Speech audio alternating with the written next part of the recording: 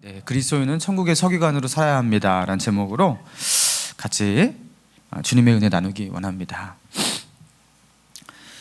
제 얼굴이 좀 어둡나요? 조명 타점이 아마 안 맞을 텐데 약간 어둡죠? 예, 이게 안 맞을 텐데 얘가 제가 좀 강대상을 뒤로 물렸거든요. 그래서 양해하시면서 들으시기 바랍니다. 여러분, 오늘 본문을 마지막으로 드디어 이제 마태복음 13장의 천국 비유가 끝나게 되는데요. 여러분, 마태복음 13장에 등장하는 천국 비유를 7가지라고 말하시는 분도 있고 8가지라고 말하시는 분도 있어요. 이제 앞서 읽었던 그 마지막 각종 물고기를 잡은 그물의 비유까지만 포함하면 7가지 비유가 되는 거고, 그리고 그 뒤에 있는 그 51절과 52절에 천국의 제자된 서기관 비유를 포함하면 8가지가 되는 겁니다. 근데 보통 이제 이것을 제외하고 7가지 천국 비유라고 그렇게 말합니다. 자, 그리고 제가 이제 7번째 비유인 각종 물고기를 잡은 그물의 비유를 따로 제가 설교를 하지 않으려고 하는데요. 그 이유가 무엇이냐면 앞서 언급된 가라지의 비유와 이제 많은 부분이 유사하기 때문에, 그리고 이 비유만큼은 이해하는 게 그렇게 어렵지가 않아요. 누구나 그냥 읽으면 바로 그 의미가 바로 이해되는 쉬운 부분이기도 합니다. 간단하게 언급하자면 이 비유는 이제 마지막 때에 일어날 일을 말하고 있는 거예요. 47절, 또 천국은 마치 바다에 치고 각종 물고기를 모는 그물과 같으니 그물에 가득하며 물가로 끌어내고 앉아서 좋은 것은 그물에 담고 못된 것은 내버리느니라. 그러면서 49절이 어떻게 시작합니까? 세상 끝에도 이러하리라. 천사들이 와서 의인 중에서 악인을 갈라내요. 그러니까 세상 끝의 일에 대해서 말하고 있는 거예요. 그물에 잡힌 물고기, 별의별 물고기가 거기 잡히는데 거기 쓸모있는 물고기, 쓸모없는 물고기가 있잖아요. 창고에 갔다가 이렇게 가져갈 물고기와 버려둘 물고기가 있잖아요. 그러니까 어부가 그물에 잡힌 물고기를 좋은 것과 못된 것을 이렇게 버리고 이렇게 구분하듯이, 그렇게 마지막 날에 하나님께서 의인 속에서 악인들을 그렇게 갈라내실 것이다, 그렇게 말하고 있는 거예요. 그러면서 악인에 대해서는 어떻게 하신다고요? 50절, 풀물불에 던져 넣으리니 거기서 울며 이를 갈리라. 영원한 지옥의 심판이 마지막 때에 있을 것이라고 말씀하고 있는 거예요. 여러분, 근데 이 말씀이 우리에게는 너무나 익숙한 말씀입니다. 마지막 때의 심판, 그죠? 그리고 지옥의 심판, 이 풀무의 심판이 있을 것이라는 이 기록은 우리에게 너무나 익숙합니다. 그런데 여러분, 이 말씀은요, 유대인들이 이 말씀을 들을 때 굉장히 충격적인 말씀이에요. 왜냐하면 여호와의 종교가 시작된 그 최초가 이제 아담과 하와라고 봐요. 그러면 아담과 하와 이후로부터 시작된 여호와의 종교 이래 마지막 날, 이 끝날에 이 지옥의 풀무의 심판이 있을 것이라는 이 명백한 이 계시는 최초로 지금 선포된 거예요. 예수님이 처음 하신 말씀입니다. 구약 성경에는요, 죽음 이후에 어떤 사람의 영혼에게 어떠한 일이 일어날 것인지 명확하게 언급하는 성경 구절이 없어요. 다니엘서의 세상 종말에 관해서 좀 언급된 부분이 있지만 세상 종말 그 이후에 하나님의 심판과 그리고 심판 이후에 일어날 그 지옥의 형벌에 관해서 이런 것은 어디에도 언급이 되어 있지 않습니다. 근데 예수님께서 지금 말씀하고 계신 거예요. 여러분, 왜 이런 것들에 대해서 그 누구도 알려주지 않았던 겁니까? 여러분, 이거는요, 하나님이 아니면 또 하나님께서 우리에게 알려주시지 않으면 알 수 없는 인간의 영역이기 때문입니다.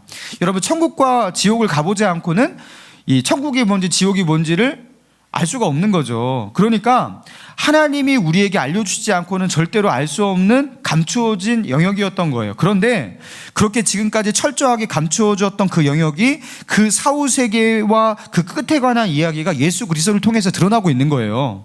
천국의 실체, 세상 종말, 그 심판에 관한 것, 그것을 예수님께서 이 땅에 최초로 알려주고 계신 거예요. 자, 이게 바로 이제 52절에 천국의 서기관 비유를 이해할 수 있는 중요한 키가 되고 있는 장면입니다. 이게 최초로 지금 알려주고 있는 거예요. 자, 그러면서 이제 51절 보니까 이 모든 것을 깨달았느냐 하면서 예수님께서 제자들에게 물으시잖아요. 그러니까 예수님이 천국 비유를 7가지를 말씀하시고, 그리고 그 7가지의 마지막에는 세상 끝에 관한 이야기, 하나님의 심판과 그 풀무의 지옥불에 대해서 말씀하시고 제자들에게 물으시는 거예요. 이 모든 것을 깨달았느냐? 그러니까 제자들이 대답합니다. 그러합니다.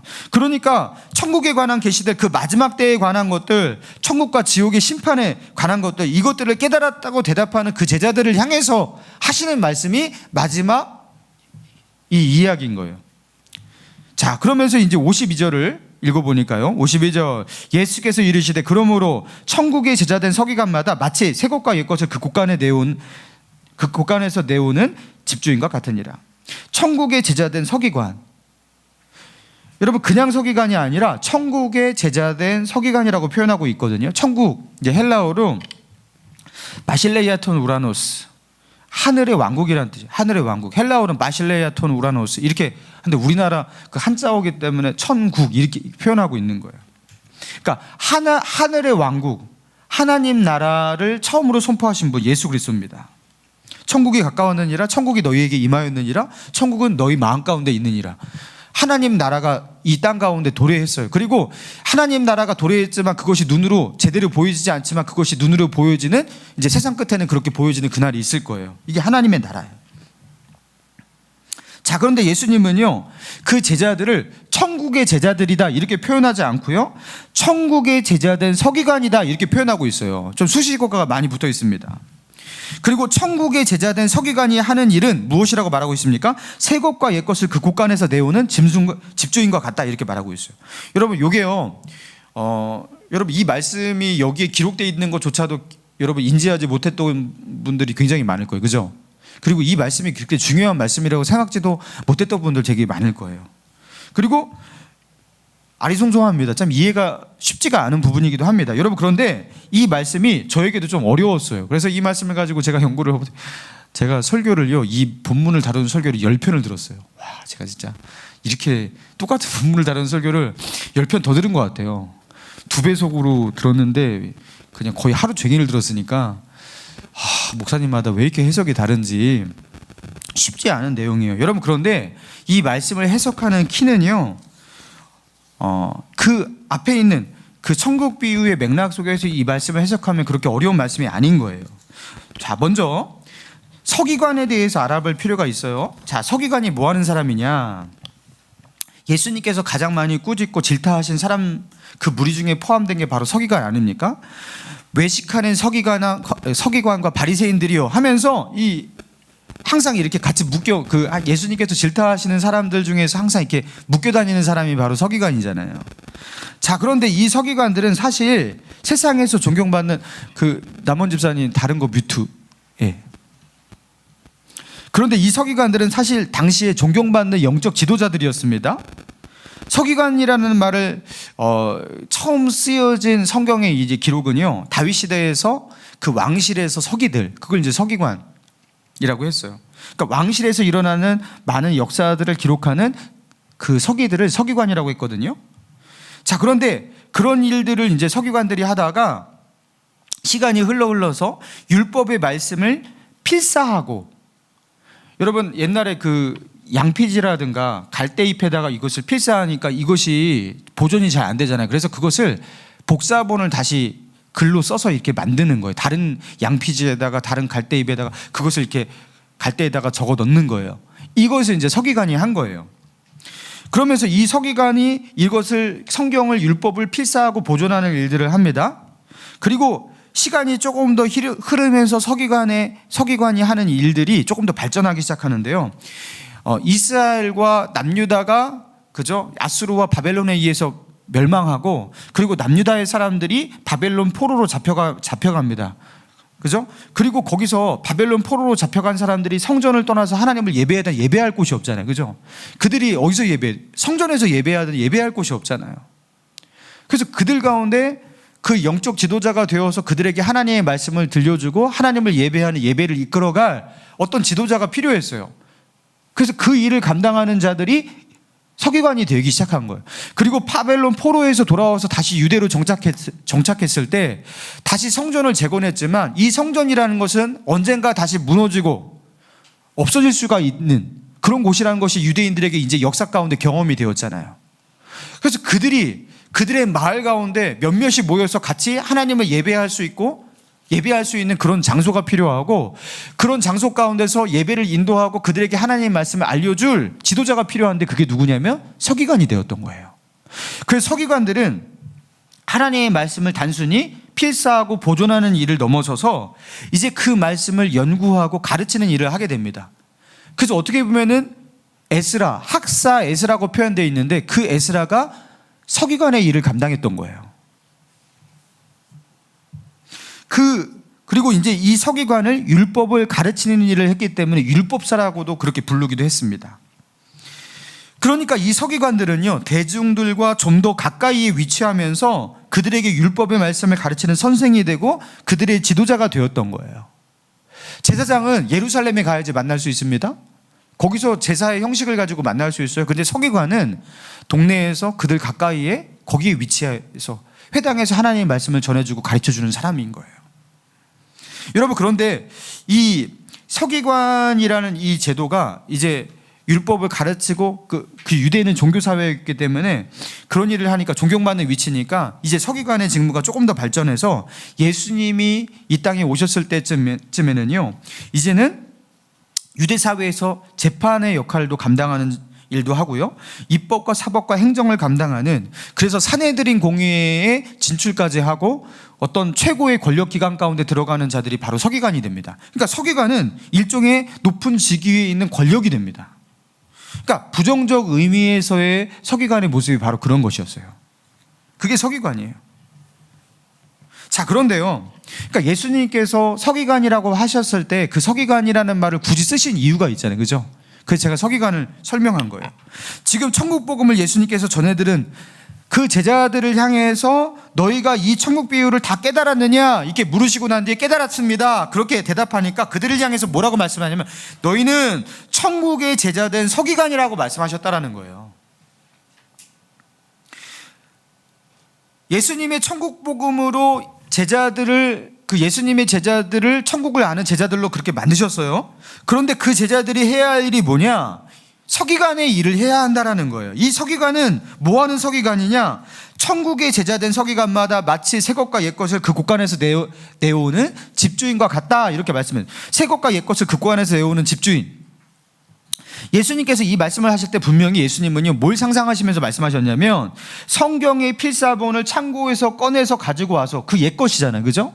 성경의 필사본 모세 오경 구약 율법의 그 필사본을 꺼내와서 그 회당에 모인 대중들에게 그 말씀을 읽어주고 그것이 어떠한 내용인지를 해석해주고 전하고 가르치는 서기관의 모습을 염두해 주면서 지금 새 것과 옛 것을 곳간에서 내오는 집주인과 같다 이렇게 말씀하신 거예요. 그런데 구약의 서기관들이, 예수님 당시의 서기관들이 다루었던 성경이라는 것은 이때로부터 1500년 전에 기록된 모세의 오경이 보통 이 율법의 말씀이란 말이에요. 그러니까 다 옛것입니다. 옛것. 그런데 주님은 말씀하세요. 천국의 제자된 서기관마다 옛것이 먼저 나오지 않아요? 새것과 옛것을 곳간에서 내오는 집주인 것 같다. 그 창고에는 옛것만 있는 것이 아니라 이제 막 들어온 새 곡식들도 거기에 있는 거예요. 근데 그 한 창고에 새 것과 옛 것이 같이 들여놓아 있다가 그 새 것과 옛 것을 꺼내오다가 베푸는 집주인이 바로 너희들이라는 거예요. 여러분, 굉장히 의미심장한 말씀입니다. 여기서 말하는 옛 것은 구약의 율법, 기존의 서기관들이 가지고 있었던 그것들을 말합니다.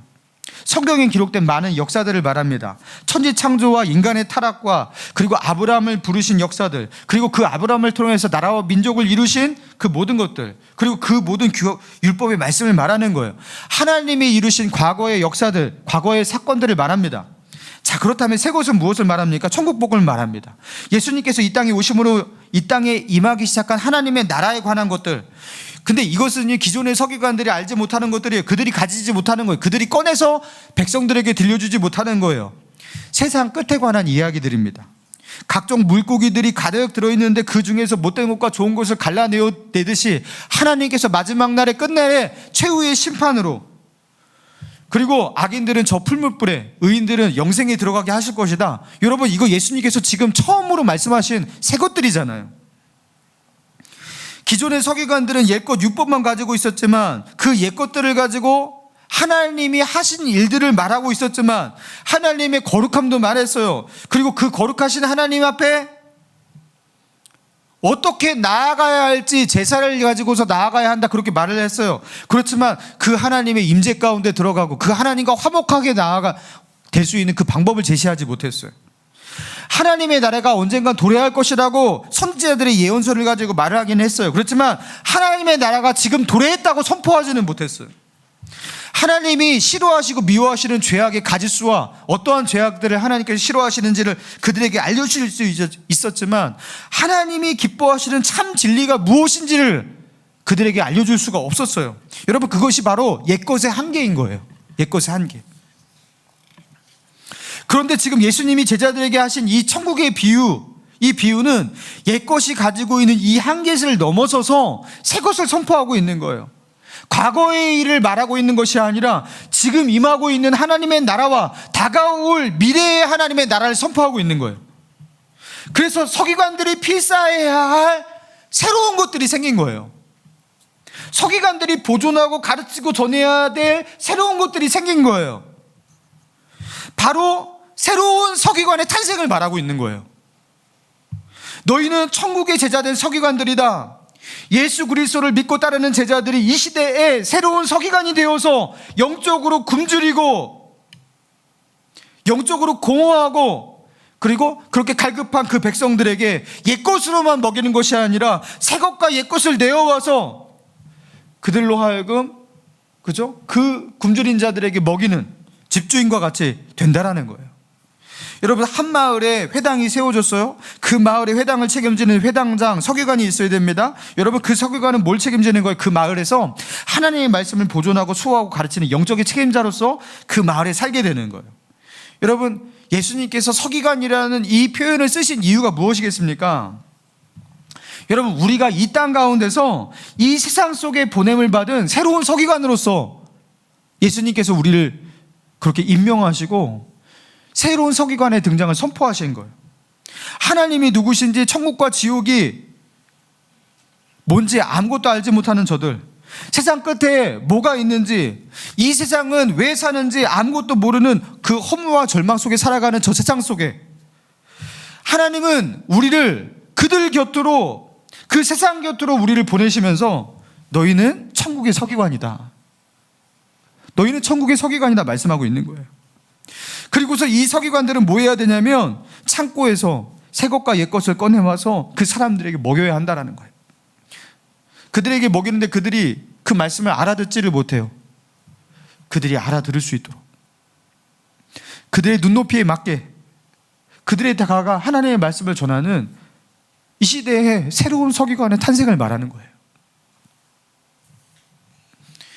여러분, 요셉이 형들에게 버림을 당해서 애굽의 노예로 팔려가잖아요. 여러분, 그 고대의 이집트의 그 우상숭배의 도시, 그 세속의 도시 속에서 노예가 된다라는 것, 그 어린 나이에 노예로 살아간다는 거, 여러분 얼마나 기구하고 비참합니까? 여러분, 그런데 그 요셉이요, 그곳에서 어떤 일을 일구어냅니까? 그 요셉을 주목하고 바라본 한 사람이 있어요. 보디발. 그 집주인이 창세기 39장 2절 이하에 이렇게 말해요. 여호와께서 요셉과 함께 하심으로 그가 형통한 자가 되어 그 주인 애굽 사람의 집에 있으니 그 주인이 여호와께서 그와 함께 하심을 보며 또 여호와께서 그의 범사에 형통하게 하심을 보았더라. 이렇게 기록하고 있어요. 여호와께서 요셉과 함께 하심으로 형통한 자가 되었다. 여러분, 노예가 형통하면 얼마나 형통합니까? 그죠? 노예의 신분 속에서 형통하면 얼마나 형통했다고. 형통한 자라, 이게 그 히브리어로 번성했다, 번영했다 이런 표현이거든요. 성공했다. 여러분, 노예가 성공하면 얼마나 성공하는 거예요? 노예가 노예지. 근데요, 보디발이 주목하지 않을 수 없을 정도로 요셉에게는 특별한 뭔가가 있었어요. 여호와께서 그와 함께 하심을 보디발이 인정할 수밖에 없는, 야, 저놈 요셉은 우리가 믿는 태양신도 섬기지 않고 뭐 하나님을 예배하겠다고 뭐 혼자서 어디 골방에 들어가 갖고 거기서 예배한다고 중얼중얼 대면서 혼자 큐티하고 뭐 그렇게 하고 나오면서 여호와를 섬긴다고 하는데, 이상하게 요셉이 있는 곳에 요셉이 하는 일마다 그 속에 뭔가 특별함이 보여요. 그러면서 어느 날 보디발은 인정하지 않을 수밖에 없었어요. 야, 저거는 사람의 힘으로 하는 게 아닌데, 저 요셉이 믿고 있는, 자기가 믿는 그 신이 요셉과 함께하고 있는 것이 분명해. 이거를요, 보디발이 보았고요, 그것을 느꼈고요, 알았고요, 이제는 확신하게 되었어요. 요셉은 그 이집트, 그 우상숭배의 도시 한가운데로 보냄을 받고, 그 어떻게 보면 악의 진영 아닙니까? 악으로 가득한 세속의 도시, 그 악의 진영 가운데 급파된 한 사람의 서기관이었던 거예요. 여러분, 적의 진영 가운데 낙하에서 막 들어가서 전쟁하는 사람, 이거 아무나 하지 않아요. 저 같은 그 보병 출신은 그냥 전선을 가지고서 같이 싸우는 거지, 적의 진영 가운데 낙하에서 싸우는, 이거 누가 합니까? 적의 진영 가운데 비행기 타고 들어가서 쫙 낙하하는 거, 특전사가 하는 거잖아요, 그죠? 특전사들. 여러분, 요셉은 특전사급의 서기관이었던 거예요. 하나님께서 애굽 가운데 떨구신 하나님의 말씀을 세상 가운데 비추는 서기관. 여러분, 그 속에서 하나님의 나라를 전파하는 자가 되었던 거예요. 그 보디발이 그걸 알아본 거예요. 요셉과 하나님은 저 사람은, 요셉은 여호와의 신이 함께하는 사람이다. 여러분, 이 땅에서 우리가 홀로 예수 믿는 것이 참 외롭고 힘들 때가 있어요. 교회에서는 외롭지 않지만 예배가 끝나고 월요일부터 외롭기 시작해요. 그죠? 내가 나아가는 그 직장과 가정과 그 이웃과의 관계 속에서 예수 믿는 사람이, 그리고 예수를 제대로 믿는 사람이 없어요. 여러분, 내가 바로 그곳에서 천국의 서기관으로 하나님께서 그렇게 보내신 거예요. 그 속에서 천국의 서기관으로 거기에 있으라고 하나님께서 나를 거기에 보내신 거예요. 여러분, 나치 정권 하에 그 히틀러를 대항하면서 결국에 그 나치 정권 하에 붙잡혀서 옥고를 치른 독일의 목사님이 계시는데요, 그 이름이 마틴 니물러 목사님이란 분이에요. 이 마틴 니물러 목사님은 독일의 그 고백교회를 창설하신 분인데, 이 독일의 고백교회가 뭐냐면, 그 나치가 정권을 잡고서요, 많은 독일 교회들이 그 나치에 협력했어요. 그렇죠? 그 나치에 협력하고, 그 나치가 하는 그 만행들에 대해서 그죠? 하나님의 말씀대로 말하지 못하고 그에 협력하는 어떤 그런 교회로 전락하게 되었습니다. 그런 어떤 교회의 타락에 저항하면서 교회의 다음과 진리를 지키기로 하면서 어떤 교회의 연합을 일구어낸 그게 바로 이제 고백교회예요. 그러면서 이런 운동을 하면서 니물러 목사님이, 그죠? 그 히틀러의 나치에게 붙잡혀갖고 8년 동안 옥고를 치는데 그 옥고 속에서 죽을 뻔했어요. 어마어마한 고생을 했습니다. 그러다가 극적으로 그 연합군의 그 도움으로, 구출로 이 니물러 목사님이 구출이 되었어요. 여러분, 이 8년 동안 나치하에서 옥고를 치렀으니까 여러분, 여기서 어마어마한 고문을 당하고 얼마나 힘들었겠습니까? 그러면서 결국에 이제 전쟁이 끝나게 되고요, 이 전쟁이 끝난 직후에 이분이 책을 하나 쓰셨는데, 그 책의 이름이 무엇이냐면 전쟁 책임 고백서라는 책이에요. 전쟁 책임 고백서. 이 전쟁의 책임은 누구에게 있냐라는 이 고백에 대한 이 책인데, 여러분, 근데 이 책에서 여러분, 이 전쟁의 책임이 누구에게 있어요? 당연히 히틀러에게 있다, 그렇게 말하잖아요. 히틀러가 그 유대인들을 미워했고, 히틀러가 그 야망을 가졌고, 그죠? 그런데요, 이 책에서 어떤 것을 언급하고 있냐면, 전쟁의 책임은 히틀러에게 있는 것이 아니라 오히려 목사인 나에게 있다라는 것을 고백하는 게 이 전쟁 책임 고백서예요. 니물러 목사님이 어떻게 하다가 이 책을 쓰게 됐냐? 어느 날 이 니물러 목사님이요, 하루 잠을 자는데 꿈을 꿉니다. 근데 똑같은 꿈을 7번이나 꾸게 되었대요. 그 꿈의 내용은 이렇습니다. 하나님의 심판대 앞에서 심판을 받기 위해서 사람들이 줄을 쫙 서 있었어요. 그런데 니물러 목사님도 그 줄 한가운데서 그렇게 하나님의 심판대 앞에서 그렇게 기다리고 있는 거예요. 그런데 저 뒤편에서 누군가가 흐느껴 울고 있는 한 사람이 있었습니다. 흐느껴 울고 있는 한 사람. 근데 그 흐느껴 우는 그 울음의 내용이 무엇이냐면, 아무도 나에게 복음을 전해주지 않았습니다. 그래서 나는 믿을 수 없었습니다. 하면서 하나님의 심판대 앞에서 그렇게 슬퍼하고 울고 있는 한 사람이었어요.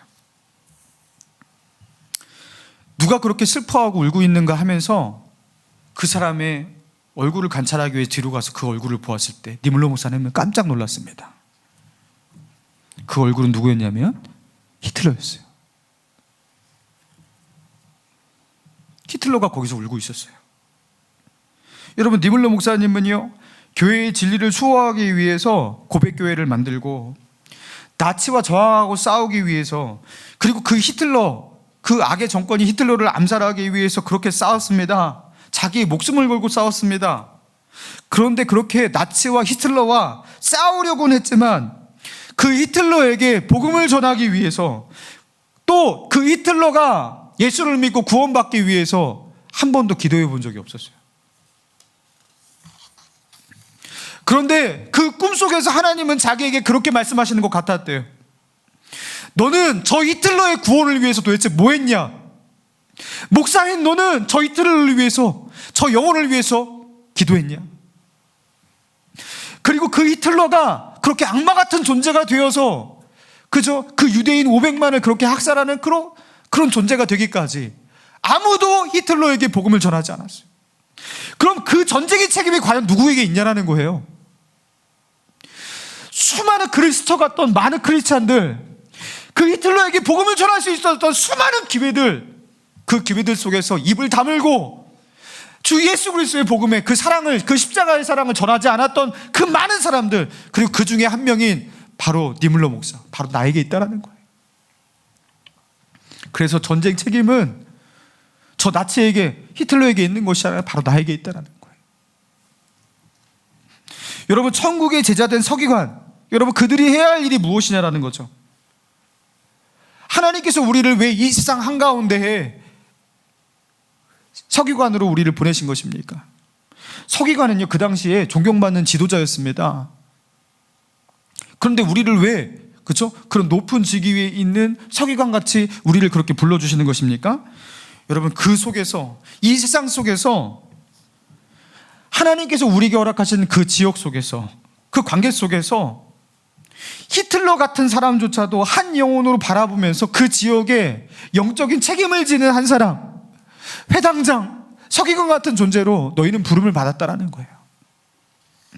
히틀러 반대편에서 히틀러와 싸우는 게 아니라, 천국의 서기관은 그런 일을 하는 게 아니라 천국의 복음을 들려주지 않으면 결코 예수 그리스도를 만날 수 없는 저들을 향해서 나아가서 천국의 길을 알려주기 위해서 세상이 아무리 약할지라도 그 세상을 포기하지 않고 천국 복음을 들고 그 세상 안으로 들어가는 것, 그들이 알아들을 수 있는 그 말씀으로 그들에게, 그들의 눈높이에 맞게 하나님의 말씀을 다시 그들에게 들려주는 것, 여러분, 그게 바로 천국 서기관이 해야 할 일들인 거죠.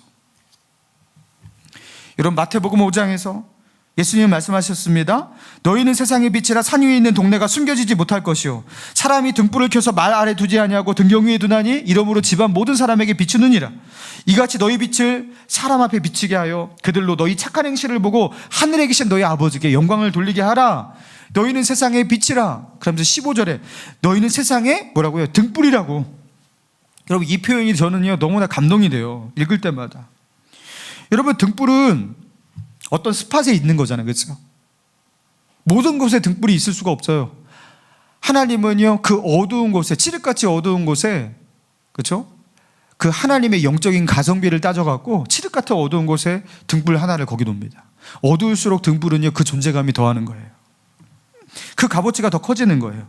깊은 어두움 속에 등불은 찬란하게 빛나게 되는 거예요. 여러분, 하나님은 우리를 등불 같은 존재로 이 세상 가운데 파송하신 거예요. 여러분이 왜 그 가정 가운데 왜 힘들게 영적인 싸움을 하면서 홀로 예수 그리스도를 믿고 있습니까? 여러분은 등불이기 때문입니다. 왜 내 직장은 여러분 이 어두운 세상입니까? 세속적인 가치관 속에서, 허무와 절망 속에서 여러분 나는 외로이 여기서 홀로 예수를 믿어야 됩니까? 여러분은 등불이기 때문입니다. 그 속에서 하나님의 말씀과 그 새 것과 옛 것을 내어와서 하나님의 살아계심을 증거하고 세상 끝에 관한 이야기를 그들에게 암시하며 그들에게 증거하는, 여러분, 그 속에 서기관이에요. 내가 살고 있는 그 아파트, 여러분 내가 속한 그 단지의 등불이에요. 천국의 제자된 서기관은 결코 성전에만 있는 자들이 아니에요. 그들은 마을로 흩어진 자들이고 그 마을, 그 세속의 세상 속에서 하나님의 말씀을 책임지고 수호하고 가르치고 전파하는 자들이 바로 서기관들입니다. 그래서 하나님은 세상 한가운데로, 바벨론 한가운데로, 애굽 한가운데로 우리를 보내십니다. 거기서 존재하라고, 거기서 서기관으로 존재하라고. 사랑하는 우리 목감실의 성도 여러분, 원래 신앙생활은 외로운 거예요. 왜 외롭냐고, 외롭지 않았으면 좋겠다고 하면서 전혀 외롭지 않은 생활을 하려고 하면 맨날 여러분은 교회에만 있으려고 할 거예요. 그거 주님이 원하시는 게 아니에요. 그럼 선교사는 누가 하고 누가 복음을 전합니까? 여러분 안에 예수 그리스도의 십자가 복음이 있으십니까? 여러분, 그 뜨거운 십자가 복음, 이 십자가 복음이 없으면 다 지옥의 멸망 가운데 가요. 세상 끝에는 그들은 다 심판당하고 풀무불 가운데 던져집니다. 여러분, 이 뜨거운 십자가 복음을 가지고서, 이 구원의 십자가 복음을 가지고서, 이 진리를 담고서 세상 한가운데 그 진리를 수호하고 그 진리를 증거하는 서기관으로서 존재하시라는 거예요. 세상 속으로 들어가시라는 거예요. 거기서 예배하고 거기서 그리스도를 전하시기 바랍니다. 그래서 예수님은 너희는 천국의 제자된 서기관이다. 새로운 서기관의 탄생을 우리에게 알려주셨습니다. 세상 속으로 들어가 거기서 예배하고 그리스도를 전할 수 있는 천국의 제자된 서기관 되시기를 주님의 이름으로 축원합니다.